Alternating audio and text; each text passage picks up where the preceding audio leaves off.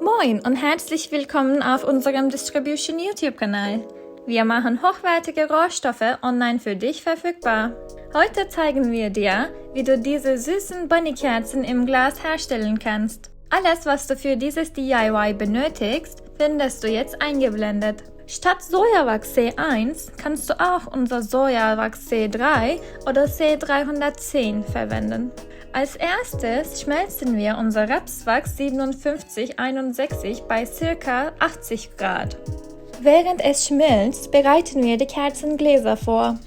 Wir haben auf ein Glas ein Hasengesicht gemalt und auf das andere Glas Frohe Ostern geschrieben. Danach setzen wir den Docht in die Mitte des Glases. Um den Docht am Boden zu fixieren, benutzen wir unsere Wachsklebeplättchen. Wenn das Rapswachs geschmolzen ist, gießen wir es in die Hasenform bis knapp über die Ohren. Während es abkühlt, schmelzen wir unser Sojawachs. Sobald das Wachs flüssig ist, erwärmen wir die Kerzengläser und gießen dann das Wachs hinein. Wir lassen ein wenig Wachs in der Schmelzkelle, um nachher die Ohren zu fixieren.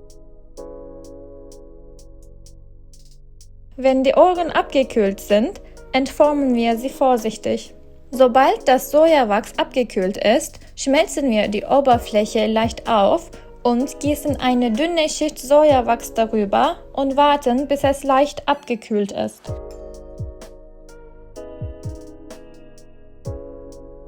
Wenn das Wachs nicht mehr so transparent ist, setzen wir die Rapswachsohren in diese Schicht.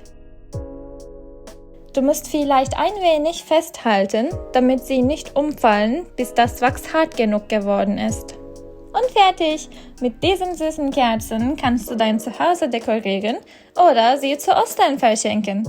Vergiss nicht, uns auf Instagram zu markieren, damit wir deine Kreationen sehen können, und hinterlass uns gerne einen Kommentar oder schick uns eine DM, wenn du Fragen hast. Wir wünschen dir eine kreative Woche und bis zum nächsten Mal.